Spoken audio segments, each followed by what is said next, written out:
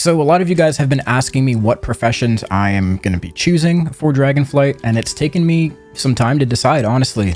I've been checking out all of them on the beta. They all seem to provide some pretty great benefits. There's a lot of pros and cons to each one, but I think I've settled on 2 for myself. Now, I'm going to tell you what they are, but I'm not saying that you should take these. There are many other good choices here, and I'll kind of talk about some of the other choices and why they're good. But first, I will show you what I am going with here. As of right now, I think I will be choosing Enchanting and Inscription. The reason I'm going to go with Enchanting, one, just because it's pretty simple. It doesn't take much effort. You know, there's not much that goes into it. You get the materials, you make the enchants. Easy. I've been an enchanter all throughout Shadowlands, and I was also an enchanter in BFA, so it's just kind of what I'm used to. When it comes to specs, though, there's a few different paths you can go, and I'll tell you what I'm going to be doing. The first path is enchantment, and this is just, you know, learning how to do your basic enchants. Specialize in enchanting, combat, and profession equipment with the powerful magic and primal might of the Dragon Isles. So this is just, you know, your basic stuff here. So this section here, rods, runes, and ruses, this is going to be for, you know, crafting your rods and wands and sort of the smaller resource type of stuff. But where I'm going to be going is Insight of the Blue. So I'm kind of telling you my little secret here with this one, but it's fully public. I'm not the only one that'll be doing this. So my plan is to go into Insight of the Blue, which is basically the disenchantment spec. So this is all about disenchanting and getting extra materials when you're doing it. So if you go into Insight of the Blue, it says improve your perceiving magical sources, allowing you to discover mystic items from enemies and treasures in the Dragon Isles that can be disenchanted into reagents. Gain plus 1% chance to locate mystic items per point in this specialization. Right, so you're going to get this all the way up to 50. That's going to be 50% extra chance to find those items. I haven't quite seen what they are exactly, but just reading the tooltip, I can imagine they're just these kind of extra items. They're probably going to be green quality, I would imagine, and you disenchant them, and you get extra disenchanting, or you get extra enchanting materials. As you're putting points into this, you're also hitting sort of these milestones here. You get more chance to locate them. There's an extra 5% there, and then an extra 10% there. So you're going to be finding a lot of these things. You're going to get a lot of materials.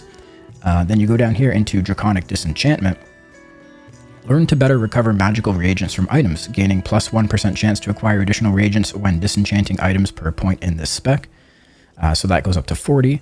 And then again, there's these milestones here that if you get all the way down to the last one, learn to better disenchant weapons, gaining a small chance to acquire additional resonant crystals when disenchanting them. So resonant crystals are the epic crystal, the epic reagent that you're going to be using for enchanting. And in the first couple weeks, these are going to be extremely rare, more rare than they have been in the past, because Mythic Zeros are not dropping epic items anymore. Mythic Zeros are going to be dropping blue items. You can look in the dungeon journal. All the bosses in Mythic Zero only drop blue items. So there's going to be a scarcity on these resonant crystals for the first little while. And if we can get extra of them from disenchanting, we're going to be rolling in the dough. And I'm going to be doing a lot of dungeons. It's just kind of what I do. It's my thing. So all the loot that I'm getting, I can disenchant it. I can also get people in my group to funnel their extra loot that they don't need to me so I can disenchant it. And yeah, I'm going to be reaping in the rewards as much as I can. So that's kind of my thought process with this one. So that's Enchanting. The second one I'm thinking of doing is Inscription. Now this might seem like a weird one. What I've seen a lot of people suggest is, you know, go for a profession that's within your maybe armor type, or if you're wanting to craft a weapon, go blacksmithing, because you can craft that really high eye level stuff for yourself, and it's going to cost you a lot less if you do it yourself, as opposed to getting somebody else to do it and they charge you millions of gold, right? In my situation, I have a couple friends that are going those specific professions. I have a friend going leatherworking and a friend going blacksmithing. So he plans to help me out as much as he can with those professions. So I kind of have the help from an outside source in that regard, which frees me up to kind of just explore and do what I want in terms of professions here. So I'm going to be going with Inscription. This is often a looked over profession, I would say. A lot of people go for the basic ones like leatherworking, blacksmithing, enchanting, alchemy. So I think this is going to be pretty profitable because it's not going to be very popular. So with inscripting, there's a couple ways you can go. You can go rune mastery, this is just going to give you kind of more skill in, milling and crafting inks. You can go to archiving. So with archiving, there's 3 options you can go down. There's the Dark Moon Mysteries. So this is what you're going to use to, specialize in the Dark Moon cards. You do spec into this first. This allows you to create the kind of Dark Moon card things that you can craft. And then after that, you can specialize in one sort of element, and you're going to find that type of card more often. Eventually, you can go into all 4 of these, but first you're going to want to pick one, and you'll find a lot more of those cards. On the beta, you weren't getting the aces for the cards so actually, I'll just show you here. You can craft, see if I have it, Bundle of Cards, Dragon Isles. So this is what you craft. You get one of these, and then you open it, and you get random cards, right? So it can be any of the elements and whatever, number of card. We weren't getting aces from these. So we think the aces are going to come from maybe high-end content, Mythic Plus, bosses, something like that. So just something to keep in mind if you guys are thinking of going into this early, just be aware that we're not 100% sure where the aces are coming from. The other path here is shared knowledge. So this is one that I'm strongly considering, because as you go through shared knowledge, you can go into contracts and missives or draconic treaties. So contracts and missives obviously are contracts for rep. So once you're able to buy that recipe from whatever rep you decide to go all in on, you can then create contracts, which you can sell in the auction house, which allow other people to get enhanced amount of rep whenever they do world quests or whatever. So these are going to be pretty popular because, certain people are going to want to hone in on certain reputations. So these are going to probably sell pretty well for the first little while. Eventually, everyone's going to have all the rep they need. So these will stop selling. But I think for the first few weeks, these are going to be pretty good. Draconic treaties, these are going to be very sought after. Essentially, what this allows you to make are, let's see if I can find it here. Draconic treaties. So first you'll get one, I believe it's like enchanting. Essentially, this is an item. It's not consumable. You get an item and you can use it once per week. It gives you 1 knowledge point in whatever profession it's specified in. You would craft this one, you get an enchanting treatise, and then when you right click on it, you're going to get 1 point of knowledge if you're an enchanter.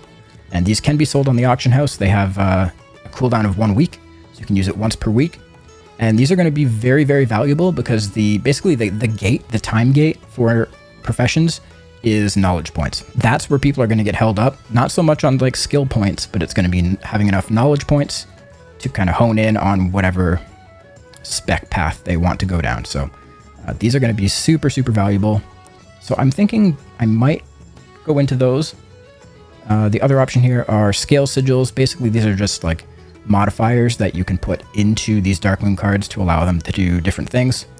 As of right now, none of these seem all that good, really. And then the other spec here is rune binding. And this one's pretty cool. You can go into rune binding and then go left, and it gives you wood carving.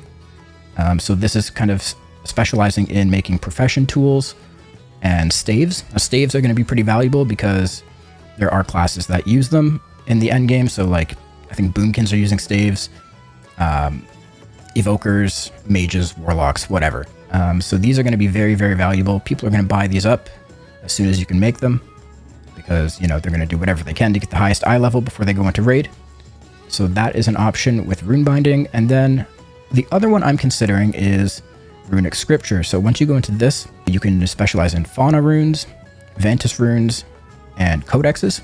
Codexes are basically finishing reagents that you add when you're crafting an item to make them better. Those are going to be pretty sought after from every profession. There's also Vantis runes, which are always great sellers, right? Going into the raid, not just the first raid, but every raid that comes out in this expansion, there's always a Vantis rune. So these are going to be good sellers. And then these fauna runes, I think these are going to be overlooked. I think a lot of people are going to not make these because they're not that exciting. So what they are these things right here: buzzing rune, chirping rune, and howling rune. These are basically like sharpening stones or like the shadow core oil that you got from Shadowlands, but they're a lot better, right? So this one, buzzing rune, imbue your weapon with the energy of a dragonfly, increasing critical strike rating by 217 for 2 hours. And this is the quality level 2. Once it goes up to the max quality, it's quite a bit more. Chirping Rune. Your healing spells have a high chance to heal your target for an additional 5,000 healing. Lasts for 2 hours. Howling Rune. Increasing haste by 217 for 2 hours. You unlock these pretty early, like pretty much right away when you start Inscription. But what going into the spec does is allows you to make them a lot quicker and a lot more efficient. So this might be something I would consider. It's a very niche thing, but I think it's something that a lot of other people going into Inscription are probably going to look over and not take. Everyone's going to go into like the Dark Moon decks, which is fine. Dark Moon decks are super competitive though. So there's going to be a lot of people trying to make Dark Moon decks and a lot of people trying to sell them.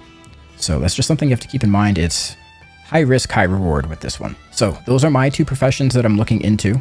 Now, some of the other professions you can consider are alchemy. Basically, alchemy gives you an extension on your flasks, or what they're called now are phials. You basically get an extension on that. You're able to create some trinkets for yourself. They also have this one spec point where it diminishes the curse effect from the Kiss Curse toxic flasks and phials that you can make.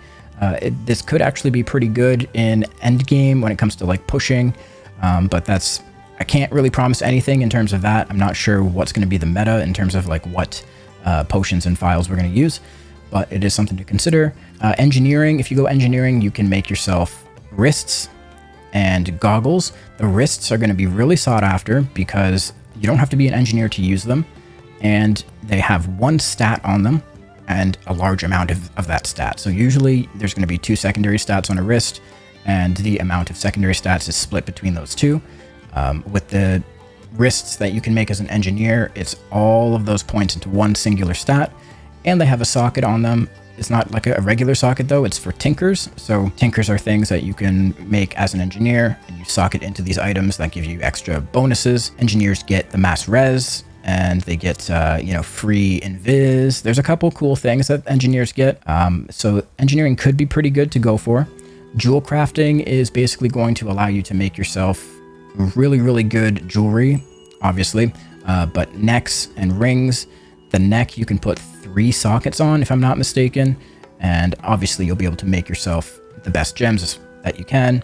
And yeah, jewel crafting is going to be pretty good, but you do have to commit quite a bit to it. It's probably one of the biggest gold sinks, but definitely worth it if you're considering it. Leatherworking, if you play a Havoc Demon Hunter, obviously you can make yourself the armor that you need. There's actually quite a few interesting items, things with certain effects like proc effects, but they seem pretty powerful. So I'm very curious to see how those work later on. Yeah, essentially those are the benefits of all of the other professions.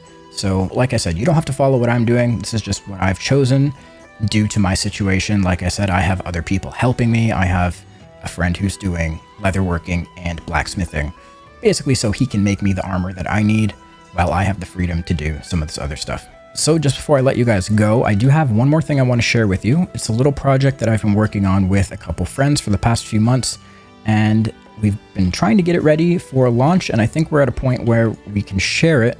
So let me pull it up here. It is this website here called forgecraft.io, and essentially what this is a calculator. So if you look on the left here, item type, you would select equipment or non-equipment. Equipment means like gear that you would equip. Non-equipment is like a consumable, like a flask or something. Basically, equipment has 5 tiers of quality, and non-equipment has three tiers. So it's important to specify that. Then you would put in the crafting difficulty of the item here. So let's find something that we can use, for example. Here we go, the codex. Obviously, if you have, if you have 2 screens, it would be a lot easier to do this. So crafting difficulty. So we can see over here, the recipe difficulty is 300. So we're going to type that in here. 300. Crafting skill, this is what our skill is at the moment, so 270. We'll put that in. And inspiration percent, this is your inspiration chance, so ours right here is 20%. So now you can see on the right side here, it's telling us the minimum quality that we can get if we craft this is 4, right? We'll never go below that. And the max quality is tier 5. So basically what this is telling you is if you get an inspiration proc, that inspiration bonus will be enough to bump you up to tier 5. Sometimes it's not enough, right? because it only gives you a set raw amount of extra skill when you get an inspiration proc, and sometimes that set amount isn't enough to raise your skill up beyond what the difficulty is. Not just the total difficulty, but the difficulty in between for each tier. So what this calculator is going to tell you is if you get an inspiration proc, it will actually take you up to tier 5. And over here it tells you how many crafts you can expect at the most to get a proc like that.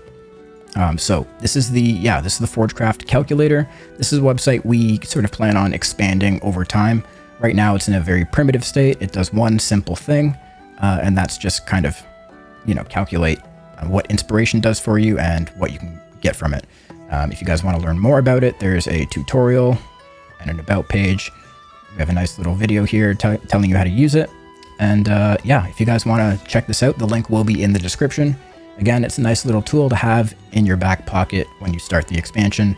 You can pull it up, have it on your second monitor, and yeah, have some fun with it. So just before I let you guys go, I want to remind you that I will be streaming on Twitch on launch night, November 28th. I am part of the Drops campaign, so if you're looking to get your Feldrake, you can watch my stream for a total of 4 hours, and you can get that for free. Basically, all you have to do is open the stream, put it on mute, leave it up, and you're good to go. I'm also part of the Support a Streamer campaign, so you can donate 2 subs. You can gift 2 subs, sorry, and you'll be given the Ichabod little scarecrow pet thing, which is super cool. So if you guys haven't followed my stream yet, the link to that Twitch page will be in the description. Go give it a follow, and yeah, you'll be all set to go on Monday night. All right, guys, thanks for watching. If you like this video, give it a like, and subscribe to the channel. Yeah, see you guys soon. Peace.